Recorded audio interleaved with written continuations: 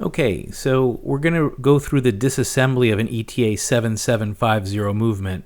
And this is a Tourneau watch that I have here. So I'm just opening the back up here. And see, the movement is running. This watch was running intermittently and also had some issues with the day and date indicator. So the first step here is I'm going to unscrew the screw that holds the rotor in place, and I'm now going to remove that screw, and then I'll remove the rotor itself.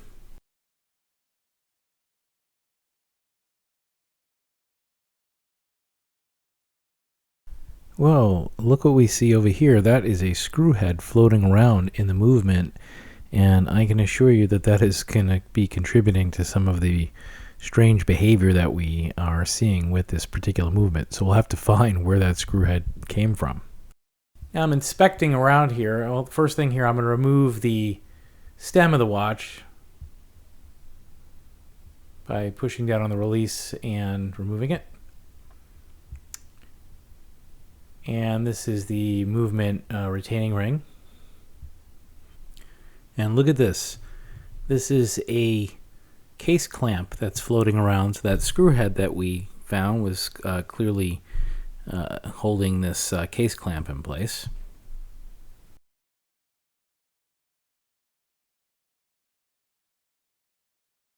There's the top of the screw, the shaft of the screw.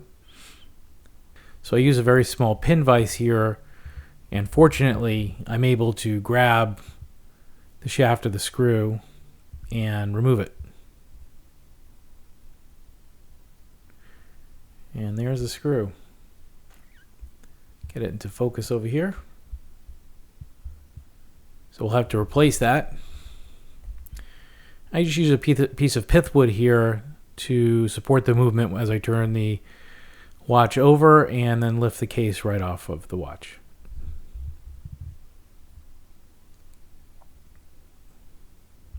Next step is going to be to remove the hands. That's the case gasket. Placing the stem back into the winding stem back into the watch, and I just support the movement on its side, keep pressure on the crown, and I push with a pegwood. I push in on the set lever so that I can get the stem all the way in. Use my Bergion 7750 movement holder. And you notice the Sunday over there is actually not aligned perfectly in the window. That's one of the problems with this watch. So I put a little poly bag over the dial here, and I use my hand levers to prise the hands off of the watch.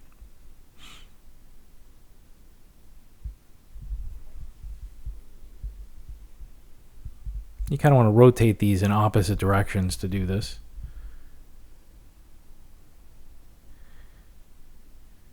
Just being careful not to damage the dial.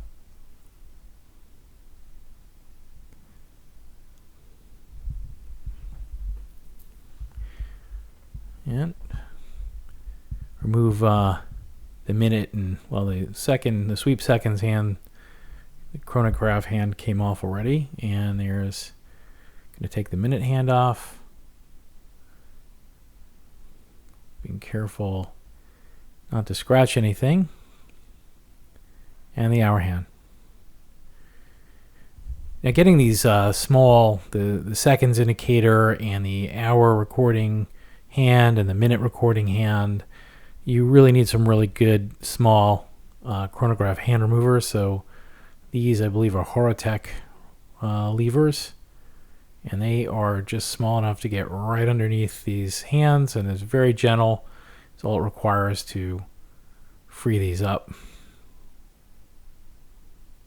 Being really careful here not to damage the dial or the hands. Actually going to rotate the movement here just so I can get it oriented in a way that I don't have to kind of work with these levers in an awkward orientation.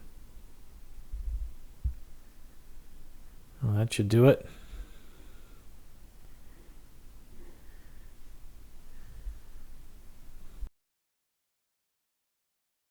That's the minute counter or minute recording hand.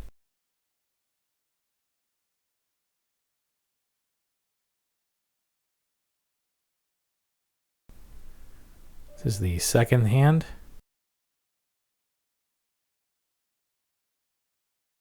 Hour counter or hour recording hand. And the next thing I notice here is actually the dial itself, which needs to be removed or by operating two release levers. The dial is actually really loose. You can see it almost coming off here. And actually, I'm able to remove the dial without manipulating the release mechanism, which is actually one of the issues here. I believe that the day indicator is floating around. That's where the day where the Sunday is actually coming up, and it's because the dial is too far away from the day indicator. It's not being secured properly. So I'm removing the day indicator now, and the next thing we're going to do is we're going to remove the this is called the date indicator maintaining plate. So as it sounds, date indicator is the numeric date indicator. This is the maintaining plate. It keeps it in place by extending over the teeth that are on that date indicator. I should remove that double corrector. I'm going to manipulate it here in a sec. Right here, this is the double corrector, just to see how it's oriented. And you're going to notice in this video I don't remove it here, but I'm not sure why I didn't do that. It is free to kind of come out right now, but for whatever reason I left it in there for a minute.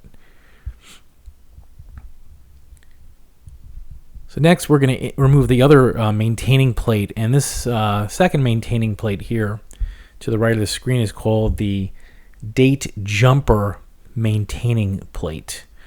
And this also holds the date ring in, but it more importantly, it holds the jumper, the jumpers, both actually the day and the date jumper, as well as the day and date jumper spring.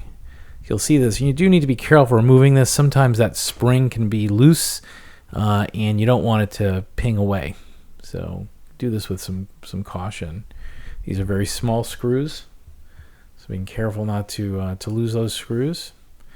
And here's the plate, and I use that pegwood just to make sure. And you'll notice here that the date jumper itself is actually attached, probably some oil, to this maintaining plate. It's just stuck on there. So I just kind of move it off, and it was held in there just by some oil. That was the date jumper that I just removed. And let's get rid of the maintaining plate. The next course of business here, and I use some one touch to hold that spring in place. That's the jumpers, the day and date jumper spring, and I use that one touch to make sure the Rotor to make sure it doesn't ping away. I remove that, and now I can remove the day jumper. Okay, and that's also held in there pretty good by some old lubrication, but I've got it off, and now I'm going to get rid of the double corrector. This double corrector is what's used when you move the winding stem or the crown to the middle position to quickly set the day or the date.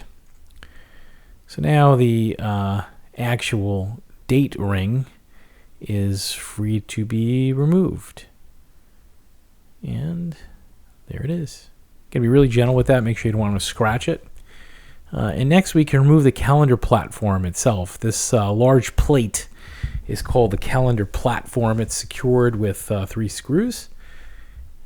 And we will remove it. And these screws are kind of recessed pretty good in the plate, so they're a little hard to get out. So I just loosen them all up and remove the plate, and then just kind of dump the screws out.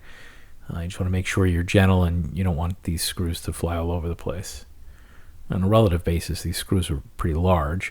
I use a screwdriver here just to kind of pry this calendar platform up. There are a couple locations around the edge of the movement where there's space in there that you can get that screwdriver in there nice and easy. And you got to do this really gently. And there we go. So I can figure out a place to grab this calendar platform. And now I'm just going to gently turn it over and recover the 3 screws. And there you go. You'll notice also right by my thumb there's a very small spring. You got to be careful not to break that. That spring is used, the double corrector. That's a double corrector. I'm not sure what it's called, but I would call it a double corrector spring. Maybe it's a double corrector return spring. I'm not 100% positive. Okay, and here is the calendar work. So and the motion work, and you'll note rather the motion work. You'll note that the day corrector wheels here, the day and date drive wheels, are not actually oriented properly. There's this mark on the movement plate here for the day driving wheel that is supposed to be lined up with this line. I'm setting it in that position right now. Okay, I think so. And now when that one is in position, the date jumper, the date driving wheel is supposed to point right at the cannon pinion. So it wasn't in the proper orientation, and what that means is that at midnight, the day and date will not both simultaneously advance. So what I'm doing here is just showing you the proper orientation of these 2 wheels with respect to each other, so that they will flip over at midnight pretty much around the same time, or within a few minutes, maybe 10 minutes of each other. This is the proper orientation for when we reassemble it. So now back to disassembly. I'm going to remove, first over here, these 2 items here are the dial retaining clips that, remember, I didn't have to move these out of the way to release them to remove the dial, which I believe is a problem. I'm going to have to, troubleshoot that. I will most likely have to create new dial feet and solder them onto this dial. I think they're probably too narrow. So let's get back to the disassembly here.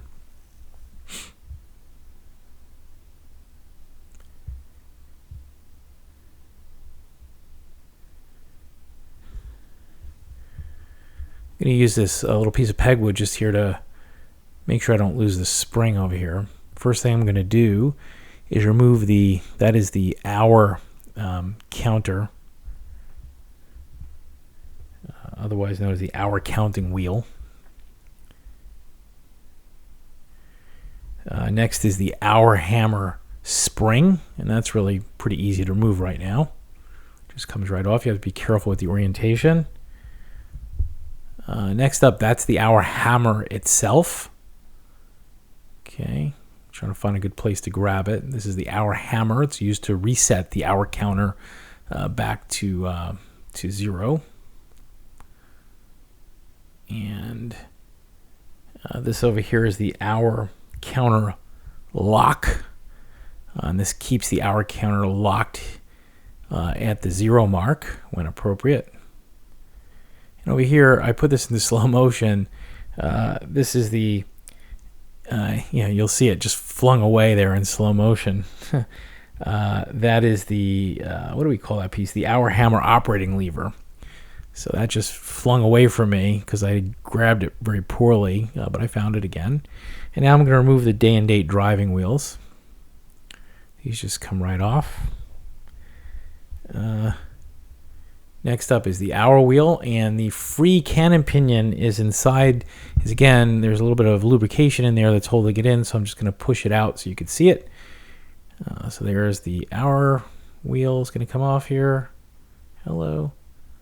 And the free cannon pinion will come off next. And then we have the minute wheel. And we have the intermediate date wheel,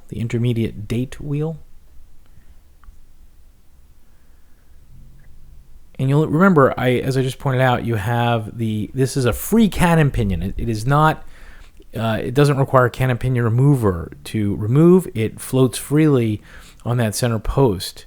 So this has what we call a driving pinion, which I'm going to remove now with, actually these are kind of a roller remover, but you can see there's some indentations in here. You gently pry this driving pinion up, and this is what gives the train the appropriate amount of friction to drive the motion work. And on the back of it, there is a little spring that you can see here, and that allows it to slip so that when you use the winding stem to set the hands, you can do that without fouling up the train of wheels. Okay, so it's time to turn the movement back over to the dial down position, and for the 7750, I prefer to use this relatively inexpensive plastic movement holder. I think it does a better job. I just want to make sure that the movement is fastened in here securely, so I use a couple pieces of pegwood to press it down into place. So first off, we're going to remove the balance. So I unscrew the balance cock over here. It's got one screw. I'll take that out.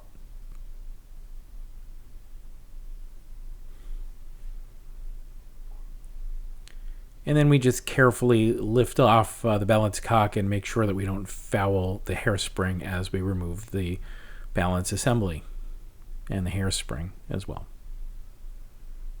And what I do is I just put it down and flip it onto its back. It's more secure that way, and put the whole thing in my parts tray.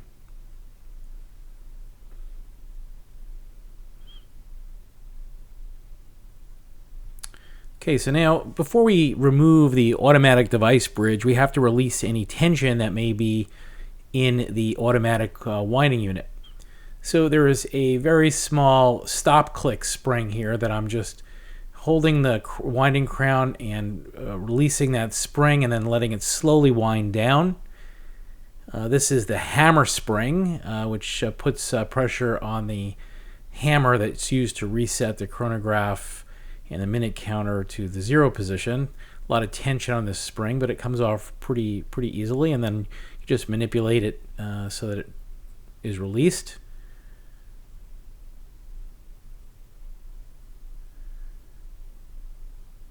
And next up, I'm going to remove the clutch spring. You just pull that right out, the clutch spring.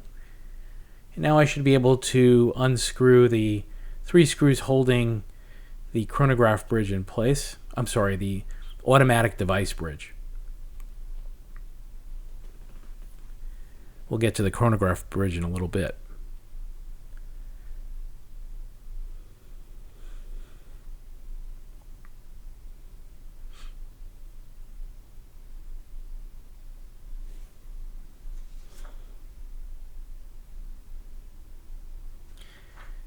Okay.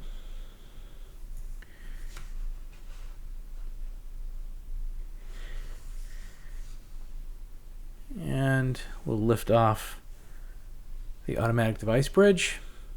And you can see I'm bringing along with it the reduction wheel. So I'm just going to use my pegwood to keep that reduction wheel back, kind of sort of in place. That's the automatic device bridge.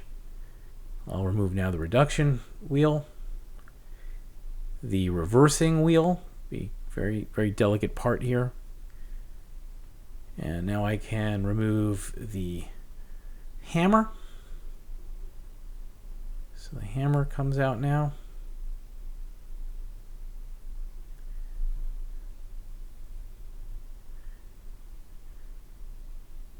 This is the clutch. Clutch is used to engage and disengage the chronograph mechanism.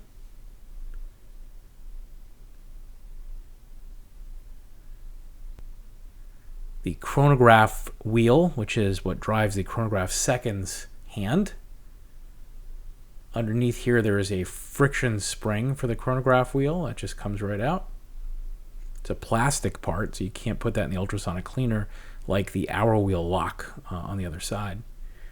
And that exposes the oscillating pinion, and I'll show you the orientation of the oscillating pinion because it's got different, you have to make sure you put it in the right way. A little wider on the bottom.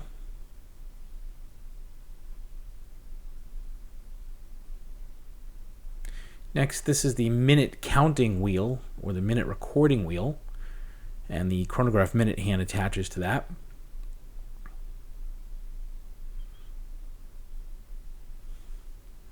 And this part here is called the lock, and it's what locks the minute recording wheel in place.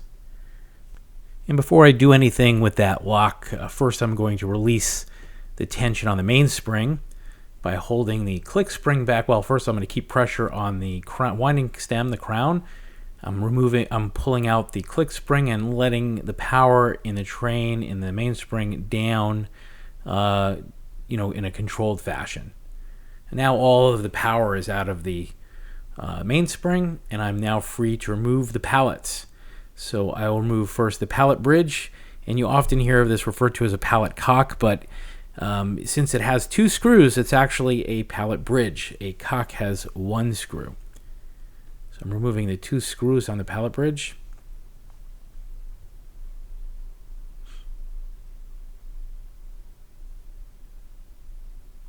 And the pallet bridge comes up pretty easily. And that exposes the pallets.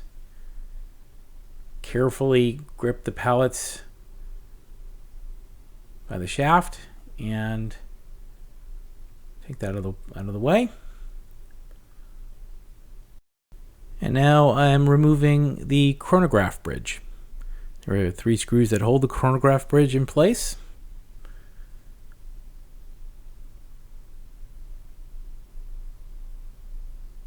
Sorry, 2 screws.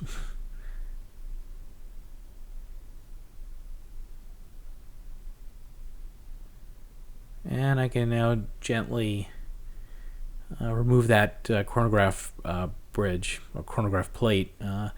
And yeah, usually this does require a little bit of finesse. So I use a little screwdriver. There's a couple spaces under this plate that allow you to kind of prise it up. Just being very careful over here.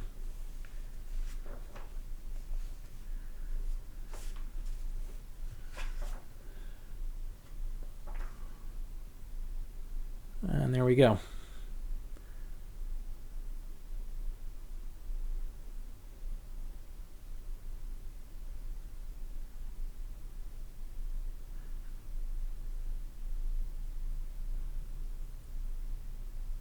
Always have to find a good place to grab this. And that is your chronograph plate.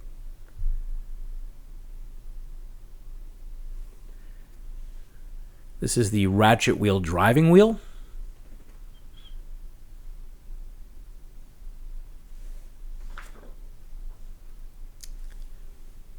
And again, back to that lock. So now I'm going to unscrew the screw fastening the lock in place.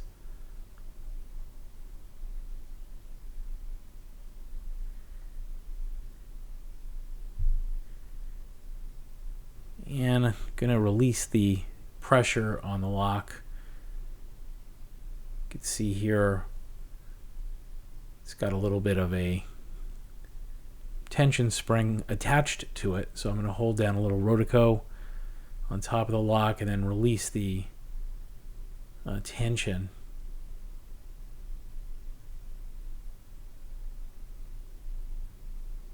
There you go. Now it can easily be removed.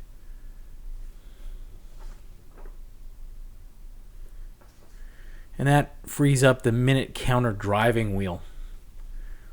So this wheel has a jewel in the center of it. The minute counter driving wheel.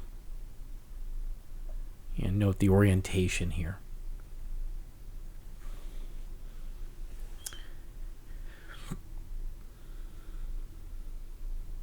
Now we can free up, let's see, the cam jumper. Actually, before I do that, I'm going to press the operating lever such that I can get the cam into the appropriate position to make it easy to remove this cam jumper spring. So I use a very sturdy pair of tweezers now, and you can see it takes a little bit of effort here to remove the pressure, but there I have it. And now if you just carefully manipulate it, you can remove it from the two posts that hold it in place. There we go.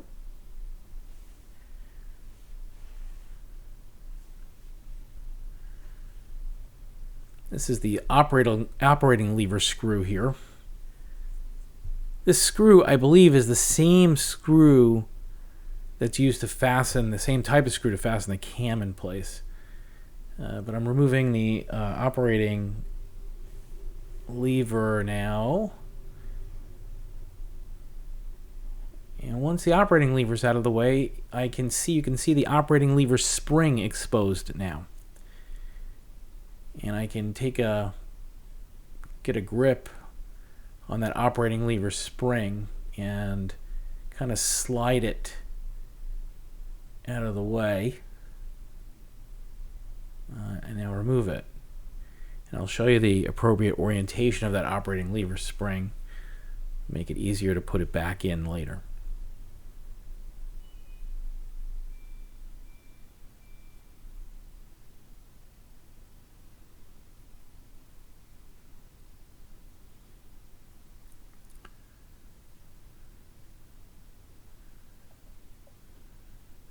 This part is called the detente. I have to sharpen up my tweezers here. That is the detente, comes right out. And now I can remove the cam. And this chronograph cam is what controls all of the hammers, to reset the chronograph mechanism, and to start the chronograph mechanism, etc. It's called a cam. Remove this screw. Remember I said the screw is very similar. I think it's identical to the operating lever screw.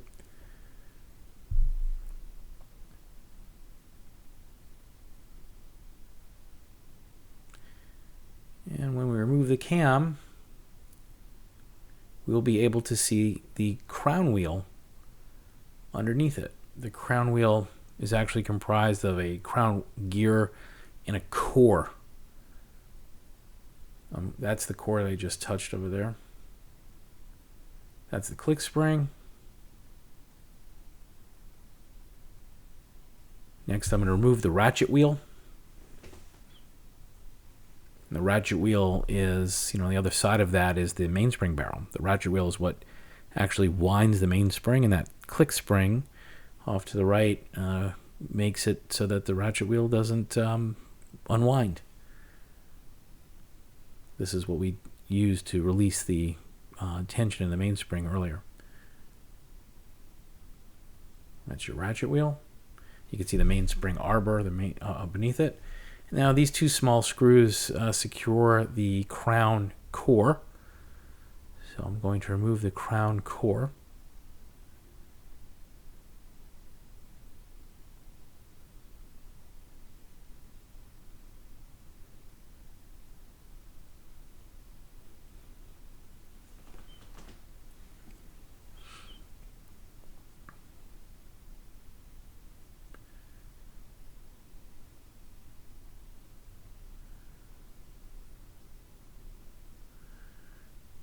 Okay, and the crown wheel is trying to come up with it, so I'm just going to use a piece of pegwood to keep the crown wheel in place.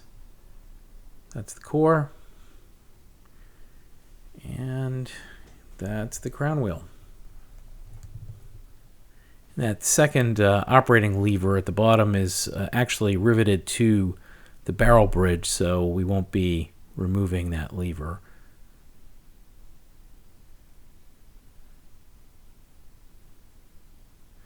Now I'm just going to remove the screws that secure the barrel bridge in place.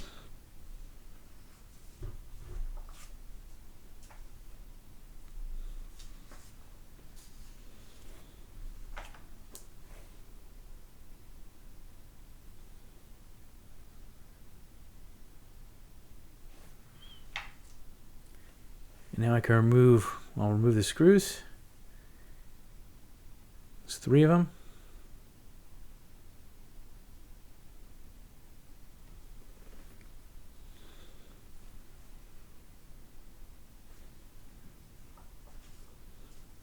And now I can remove the entire barrel bridge.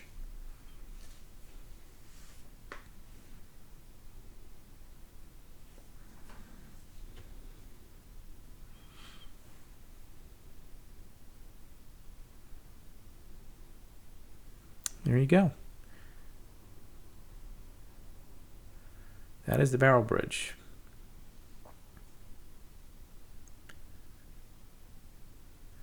Okay, now we can start removing the train of wheels. So first we'll remove the great wheel, or the center wheel.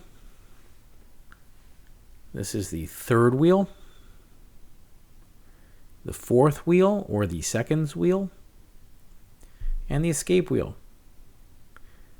And of course, last but not least, well, first, this is the stop lever. That is what halts the movement when you pull the crown out to set the time, so you can set the seconds exactly. And this is the barrel bridge. I'm sorry, the barrel, the mainspring barrel, not the bridge. That's the entire mainspring barrel. And here we're left with the main plate. I'm going to reverse it back to the dial-up position. And when it's in dial-up position, I prefer to use the Bergen holder, movement holder. And I can start disassembling the keyless work. And we start with removing the setting lever jumper, or the set lever jumper spring, setting lever spring. I take the tension off of the spring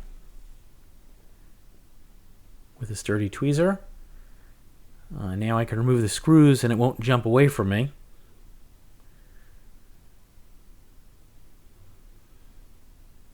These are very small screws here.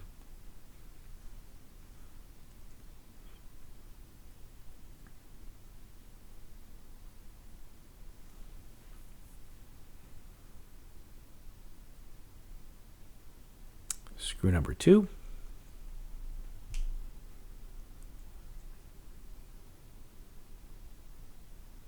And the setting lever jumper comes out, and I have to kind of slide it off of that intermediate setting wheel.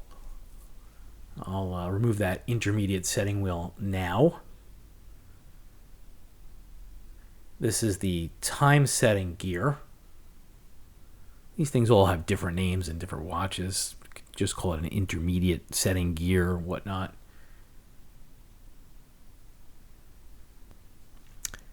Next up, we remove the setting lever.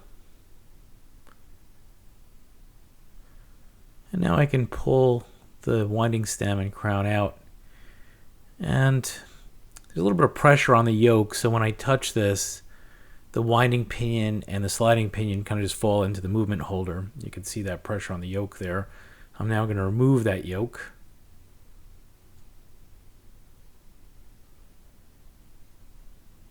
And this part here is called a rocking bar.